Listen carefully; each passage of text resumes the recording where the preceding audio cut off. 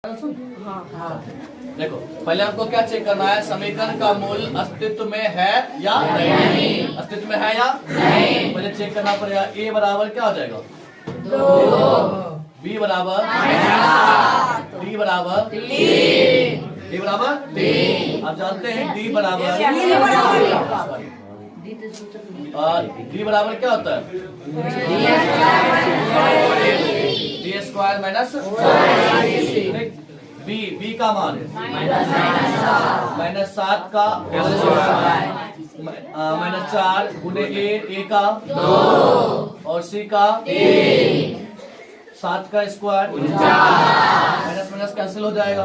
-4 दूनी 24 कितना आ गया 25। चूंकि डी ग्रेटर देन 0 इसको बोलते मतलब क्या, डी 0 से क्या है, डी 0 से क्या है,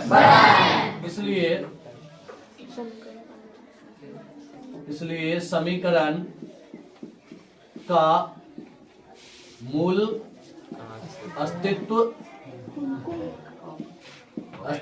में है। अब इसको सॉल्व करना है पूर्ण वर्ग विधि से।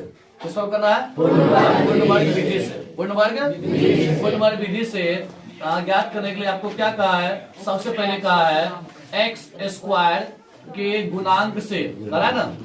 अब बोले तो रूल याद कर लेने के लिए एक्स स्क्वायर के गुणांक से पूरे समीकरण को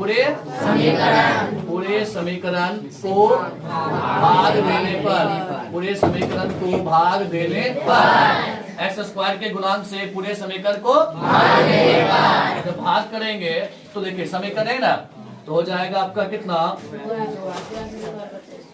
2x स्क्वायर बटे 2 -7x बटे 2 +3 बटे 2 नहीं कुछ इक्वल टू में 0।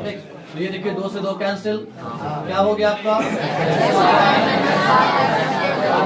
7/2x लिख सकते हैं, ठीक, +3/2 बराबर 0।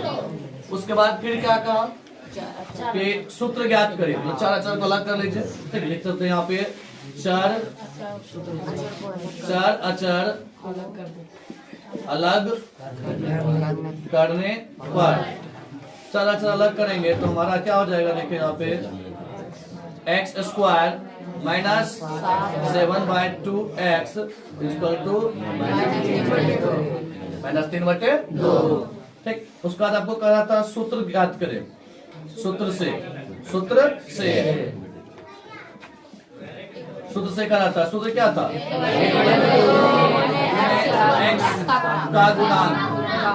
एक्स का गुणांक, ठीक।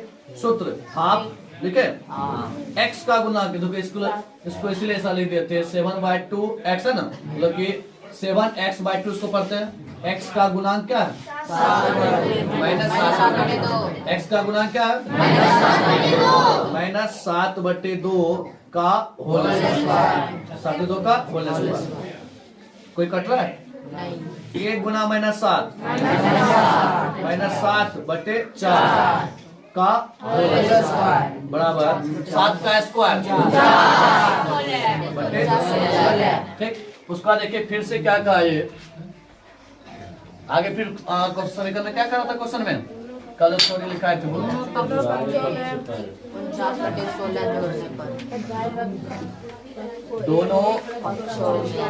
दोनों पक्षों में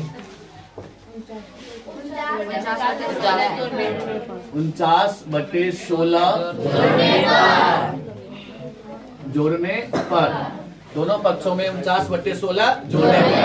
अब दोनों पक्षों में 49/16 क्यों जोड़े, क्योंकि इसका नियम कह रहा है कि जो आपको सूत्र से 1/2 गुना x का गुणांक जो सूत्र आएगा उसी को क्या करें, दोनों पक्षों में जोड़ेंगे। उसी को दोनों पक्षों में क्या करेंगे, जोड़ेंगे। इसलिए देखिए यहाँ पे ना आपका दोनों पक्ष समीकरण है, यहाँ पे क्या है एक्स स्क्वायर -7/2x प्लस कितना हो जाएगा 50/16 बराबर -3/2 प्लस 50/16 50/16 अब फिर क्या कहता है इसके बाद, a प्लस बी का होल स्क्वायर या a माइनस बी का होल स्क्वायर, या तो a प्लस बी का होल स्क्वायर या फिर a माइनस बी का होल स्क्वायर। तो आपको बोले थे एक्स स्क्वायर है ना, उसको लिखिए एक्स का होल स्क्वायर। बोले थे बीच में दिमाग मत लगाएगा, दिमाग खत्म हो जाए, खर्चा होगा, ठीक। इस पे टाइम वेस्ट मत करना, सीधे लास्ट में जाएगा। प्लस है प्लस 49 को क्या ले सकते हैं, 7/4 का a स्क्वायर प्लस बीच में माइनस ना माइनस, सूत्र में क्या होता है 2a का मान b का मान, क्या देखा आपको बीच वाला पूरा है, 2 दूनी 4 कट गया, ये 7 गुने x 7x हो जाता है ना, ठीक। इधर इस साइड देखिए 2 और 16 का लघुत्तम 2 के पारा में 16 8 दिया माइनस 24 प्लस 16 पारा में 16 1 गुने 49, देखिए a square minus 2ab plus b square, ये किसका सूत्र है, a माइनस b का x माइनस 7/4 का होल स्क्वायर बराबर 49 में से 24 गया 25/16। अब देखिए x माइनस 7/4 स्क्वायर है ना, उधर जाएगा तो लेकिन चिन्ह क्या होगा, प्लस माइनस 25/16 x माइनस 7/4 बराबर प्लस माइनस 5/4। अब आप इसको ऐसा लिख सकते हैं, ठीक, इसको इस प्रकार लिख सकते हैं ना, एक बार x माइनस 7/4 एक बार प्लस में लिख लीजिए 5/4 और एक बार इसी को x माइनस 7/4 बराबर माइनस 5/4।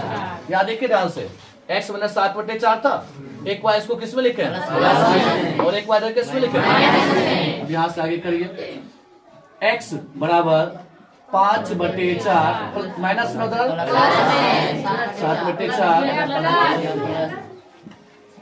4 और 4 का एलसीएम 4 के पार हम 4 1 गुना 5 ये भी सेम हो जाएगा, x बराबर 12/4 कितना आ गया 3, इधर भी करिए x बराबर माइनस 5/4 प्लस 7/4, तो ये आपका हो जाएगा x बराबर 4 माइनस 5 प्लस 7, x बराबर 2/4 कट क्या गया, ठीक। तो उत्तर लिख सकते हैं, अतः समीकरण के मूल बराबर 3,1/2, ठीक है।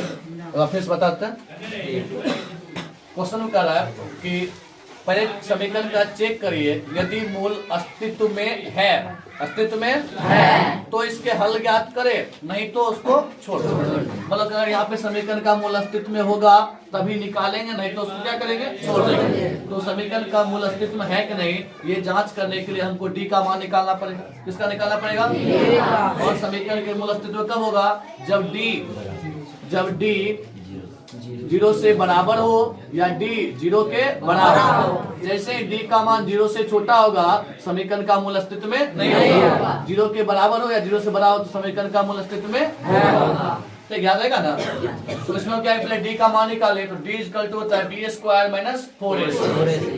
डी को क्या बोलते हैं, विवेचक या विवेचक या b का मान -7 का स्क्वायर -4 सूत्र में है, a का वैल्यू 2 80 का 3, यहाँ से आगे कितना 25, d क्या है ग्रेटर देन 0, d 0 से क्या है, जब d 0 से बड़ा है तो समीकरण का मूल अस्तित्व में है। अब इसको सॉल्व करेंगे तो सॉल्व करने में नियम क्या करता है, सबसे पहले x स्क्वायर के गुणांक से पूरे समीकरण को भाग हम क्या किए, एक्स स्क्वायर का गुणांक क्या है 2, एक्स स्क्वायर गुणांक से पूरे समीकरण भाग दिए। देखिए 2x स्क्वायर बटे 2 माइनस 7x बटे 2 प्लस 3 बटे 2 बराबर कितना 0। 2 से 2 कैंसिल हो गया, ये प्राप्त हुआ। फिर क्या, चर अचर अलग करने पर, चर अचर आप चाहे तो इसको यहाँ नहीं लिख करके यहाँ पर भी लिख सकते हैं, ठीक। चर अचर को अलग करने पर ये चर मतलब एक्स वाई वाला जो उसको क्या बोलते हैं चर को इस साइड छोड़ दिए और चर को साइड भेज दिए, ठीक। चर अचर अलग हो गया। चर अचर अलग करने के बाद पता है सूत्र क्या लगाना आपको, सूत्र से जो प्राप्त होगा उसको दोनों पक्ष में क्या करें, जोड़े। सूत्र से हमको क्या प्राप्त हुआ, देखिए 1/2 गुना एक्स का गुणांक शुद्ध होता है का होल स्क्वायर, ठीक। एक एक्स का गुणांक था मैंने 7/2, सॉल्व किया कितना आया 49/16। दोनों पक्ष में क्या किया 49/16 जोड़े, अरे के जोड़े ना 49/16 49/16। अब क्या करें उसके बाद इसको जो आपका दाएं पक्ष में होता है बाएं पक्ष में होता है उसको a प्लस बी या a माइनस बी के होल स्क्वायर के सूत्र पे बैठाइए।